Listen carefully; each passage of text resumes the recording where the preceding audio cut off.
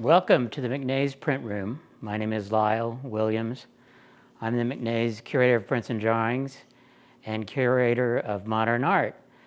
And one of the great pleasures I have every year, most years, is that I get to invite around Print Fair weekend a group of people. We try to limit it to about 10 to 12 to come into the print room for just an opportunity to look at prints, to learn about prints, to learn about print collecting.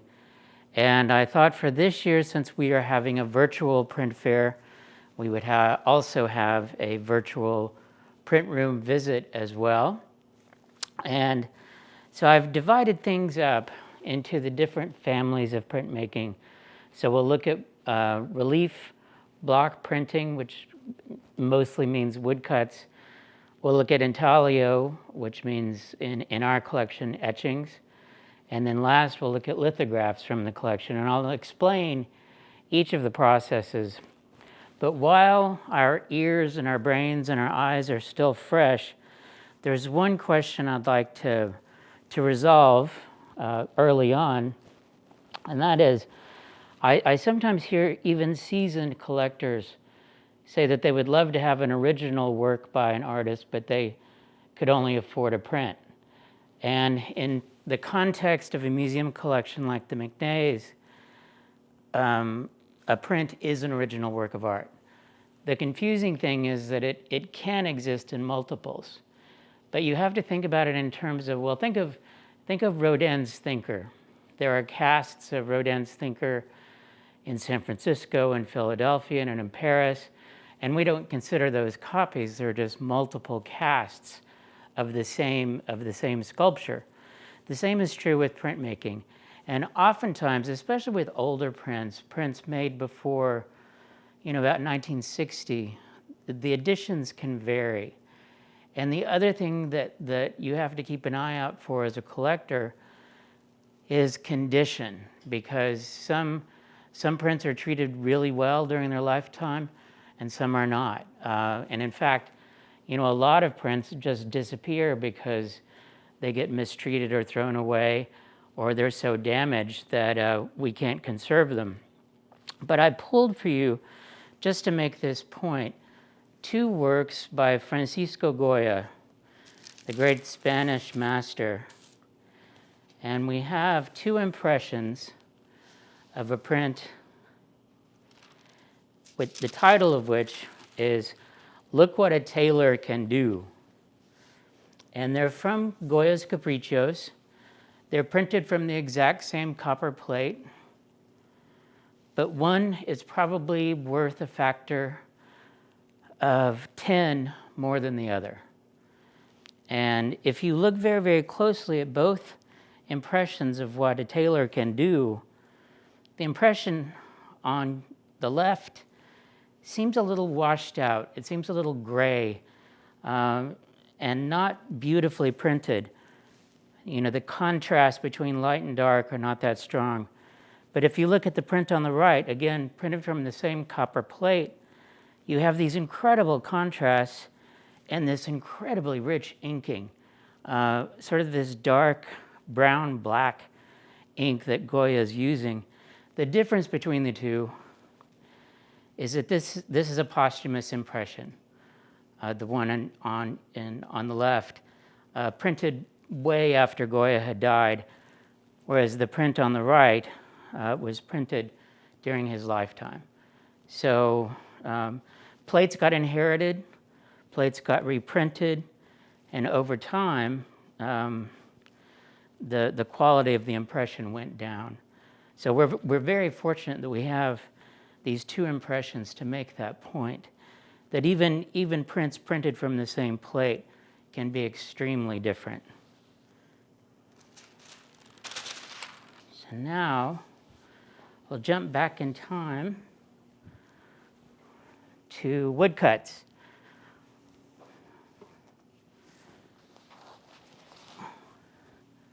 Woodcuts are the oldest form of printmaking in the world. The process is actually quite simple. The artist takes a block of wood, carves out what he or she does not want to print and leaves in relief what is to receive the ink and get printed in the final image. This is a work by the American Lionel Feininger, who lived and worked in Germany during the German Expressionist period. It's called simply Cathedral. And if you look very, very closely at the background of this, in the black areas of the print, you can actually make out the wood grain of the block that Feininger used. So he's being very, very honest about the process here. And you get a real sense of him carving these lines out, leaving in relief the black in the background.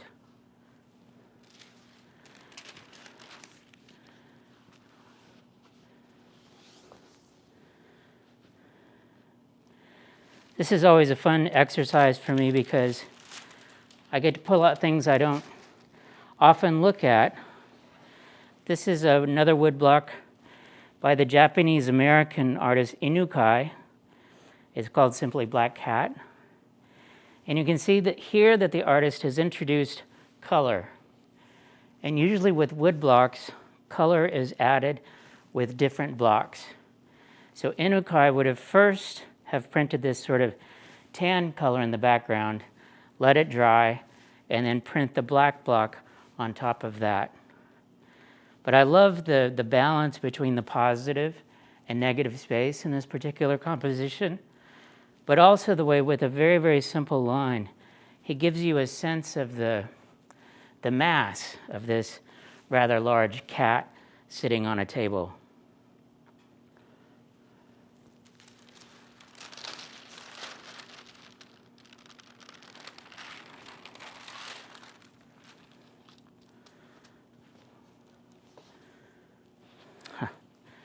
One of my favorite woodcut artists, Swiss-born, lived and worked in Paris, Felix Valeton.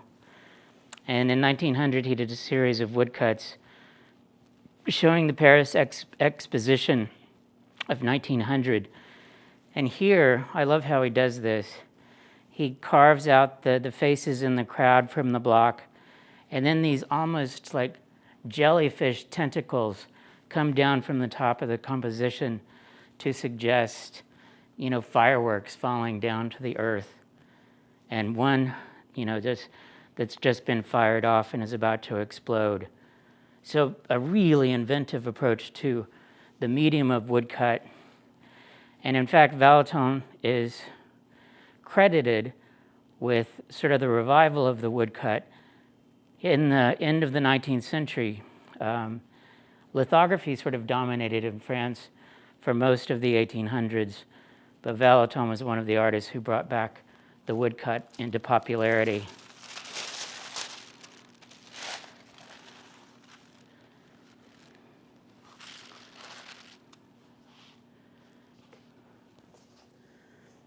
This is a real rarity in our collection.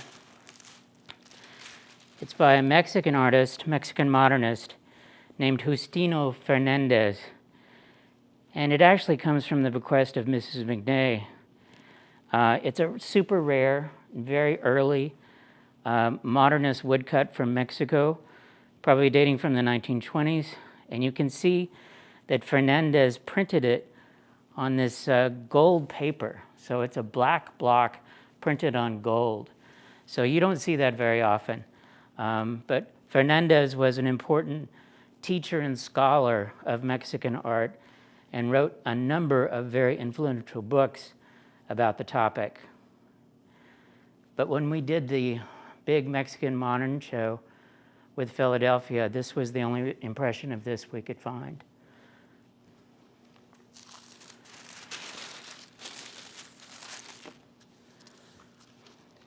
Talking a little bit more about color in woodcuts. This beautiful American modernist print by Anne Ryan. So Ryan sort of shakes it up a little bit. And instead of printing on, just a regular cream colored paper, she actually prints on black. And she prints with a very viscous kind of ink that sort of stays on the surface and almost, it has this wonderful texture to it that almost looks like it's still even wet. But she was known for this abstracting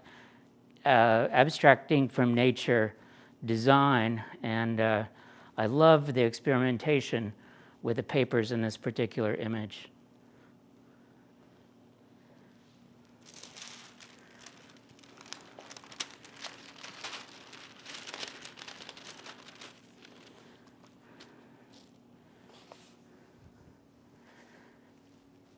And the last of the wood, well, not the last woodcut, but I wanted to show you this. It's actually a woodcut by the American minimalist Donald Judd. And like the Feininger we looked at earlier, you can actually make out the wood grain of the block that he used to create the print. So it's a very honest approach to the process of printmaking, but also, for me, exemplifies something that was important to Judd, and that was objecthood in printmaking. He saw prints as a corollary to his sculpture, and he didn't think of them necessarily as two-dimensional objects, but really having a physical presence, more like a 3D object.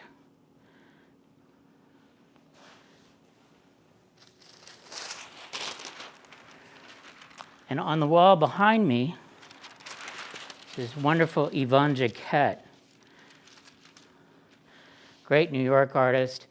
It's called Midtown Composite. So it shows you some of the famous structures in Midtown Manhattan, and you can see some of the bridges crossing the rivers. But the detail I love so much is at the top of the Chrysler Building. She depicts those Art Deco lights, those rays of light at the top of the structure as if they're flames, as if the building itself is on fire. So, it's a real tour de force on this scale, especially for the woodcut art. So the next family of printmaking are called intaglios, and it's an Italian word based on the verb intagliare, which means to cut into or incise. So instead of leaving the ink on the relief surfaces like woodcut, the artist cuts lines in some way, using etching usually in the modern period, engraving or other methods, to cut lines into copper or other metal plates. Those lines are then filled with ink, and when it goes through a printing press, the pressure of the press squeezes the ink out of the plate and onto the paper. So it's been a long time since I've shown this Miro, but this is a classic Miro etching. And you can see one of the reasons why etching is appealing to artists. It's because you can scratch into the plate whatever design you want, and the line that's produced is very, very similar to a pen and ink drawing. So this is one reason why this kind of line etching is so popular with artists like Miro. If you didn't know this was a print, you might just think, it's a simple pen and ink drawing.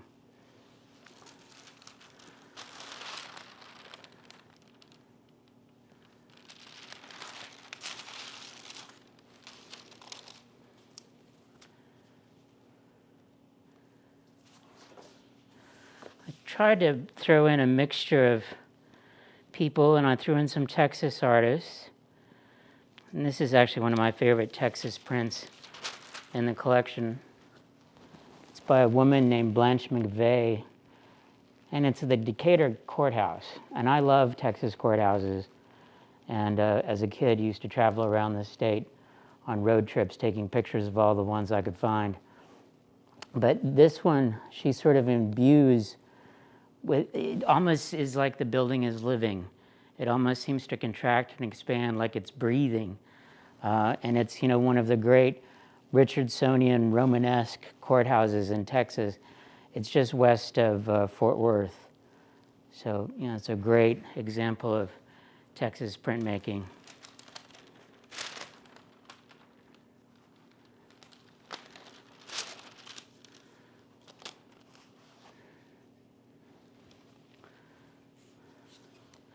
One of the areas I've been trying to collect in, it's one I would encourage others to collect, is in the area of modernist women printmakers.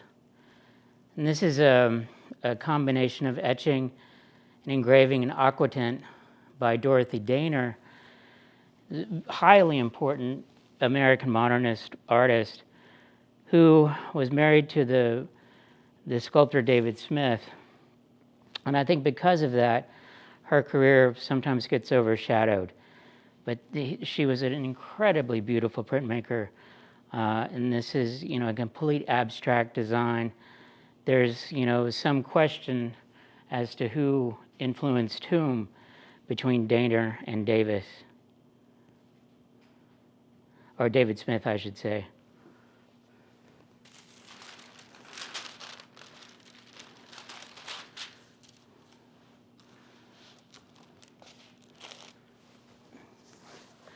We have a wonderful exhibition coming up of the works of the California artist Wayne Tebow. So I thought it might be fun to see a couple of his works.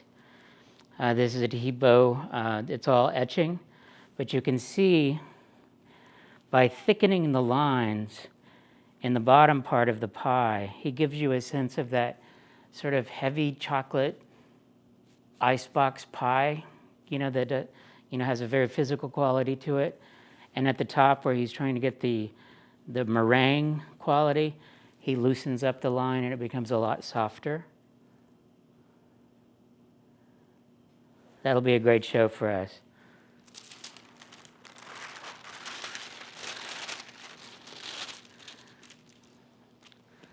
And I love it when artists experiment with the medium. So these are both etchings by the 19th century French artist Arnaud Gerhard.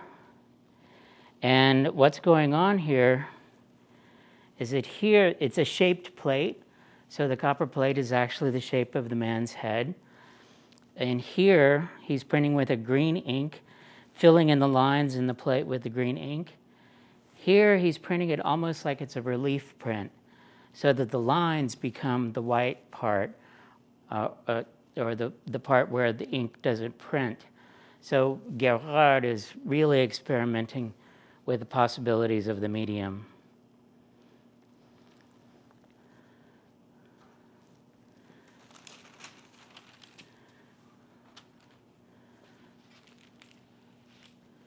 And speaking of Tebow, we have a number of works by his friend and colleague, the Bay Area artist Beth Van Houten. This is an etched portrait of her husband, who was also an artist. It's called Checks, and just a real tour de force of etching and pattern. It's amazing to me that it has so much of this checked pattern to it, and yet you can still read it. You can still understand what's going on, that it's this guy in a check shirt with a check jacket lying on a check blanket.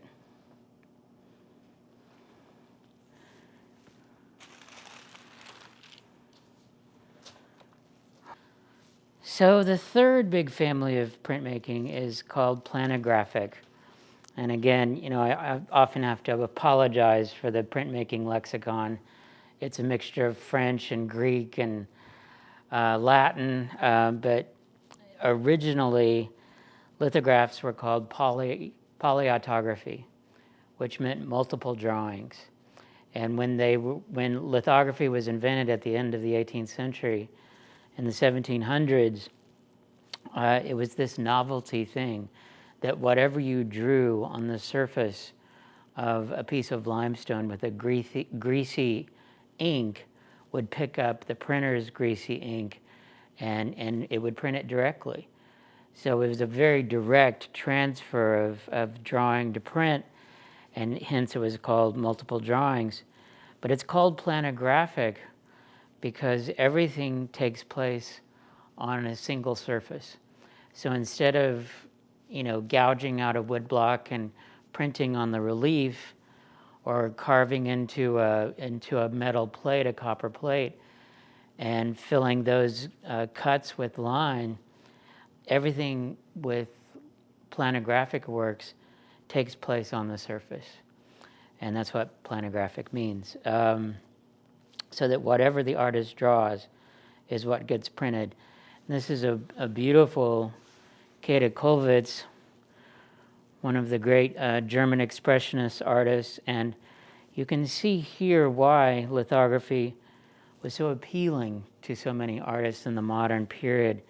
It is because it really captures the sort of the spontaneity, the textures, sort of the looseness of just drawing on paper, but in fact it is all printed.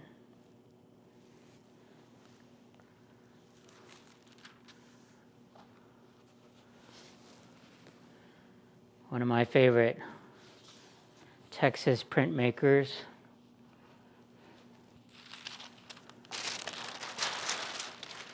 Vincent Valdez. This is actually a portrait of his brother, and it's a beautifully drawn lithograph, really bringing out the texture of the stone that Vincent used to create the print. It's called Yo Soy Blaxican. And when Vincent asked his brother how he self-identified, that's how he identified himself. He didn't see himself as Mexican because he said, I don't speak Spanish, I've never been to Mexico. But he sort of was influenced by, rap culture. And so he's a Blaxican. So a beautiful print about, how incredibly individualistic identity can be.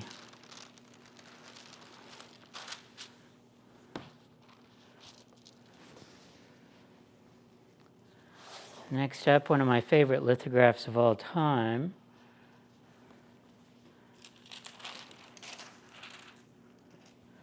Edouard Manet's Execution of Maximilian. So the French, including Manet, were particularly interested in what was happening in Mexico in the 1860s, because the French had sort of bankrolled the imperial government of Maximilian of Mexico. So when he was assassinated, it was big news in Paris and flashed all over the covers of the local papers. And Manet was fascinated by the scene. You can see off to the left of the composition, Maximilian in his wide-brimmed sombrero and his top aides standing next to him at the very moment that the shots are fired and they are killed.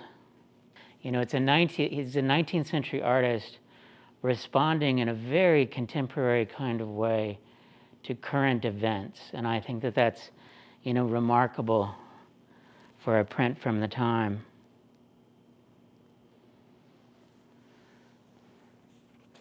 As I said earlier, sometimes these exercises are a chance for me just to see things that haven't been out in a while.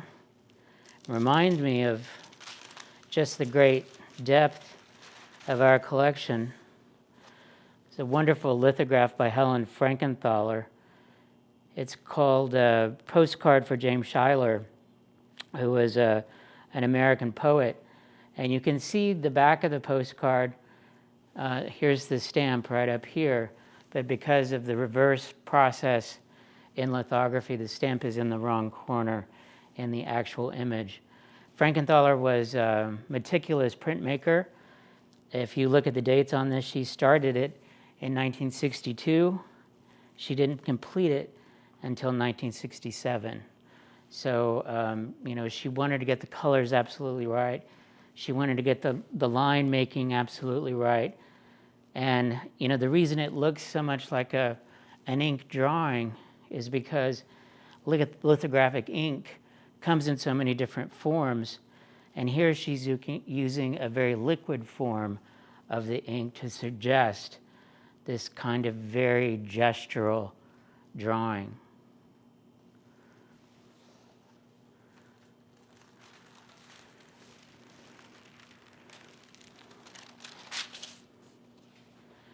And something very, very different from that on the wall behind me are two lithographs by the American minimalist Agnes Martin. So whereas the Frankenthaler is all about gesture and mark making and sort of the personality of the artist, the Agnes Martin prints are very calm, cool, and geometric. And the color that she uses in both of these images, it's a suite of 4, but I only pulled out 2, are extremely subtle. And this causes, sort of a more contemplative approach to appreciating Martin's work. One thing in the works that I find very appealing is that at the very end of some of the lines that she drew, they sometimes don't go all the way to the end, or they sometimes go, out of the actual composition. So she's showing the human hand there, sort of like Frankenthaler, but actually showing sort of the idea that perfection can only exist as an ideal, that it doesn't always exist in reality. So I hope you've enjoyed a virtual visit to the print fair. I hope that you will, over the course of the weekend of May 1st, May 2nd, log in to see all the interviews with the print fair dealers. We'll have interviews with some of the artists. There will be printmaking demonstrations. And of course, there will be images of the works that the dealers are most excited about showing and selling. So we'll have all of their contact information on the website as well. So please tune in and enjoy our 25th anniversary virtual print fair. And we hope to be in person in 2022.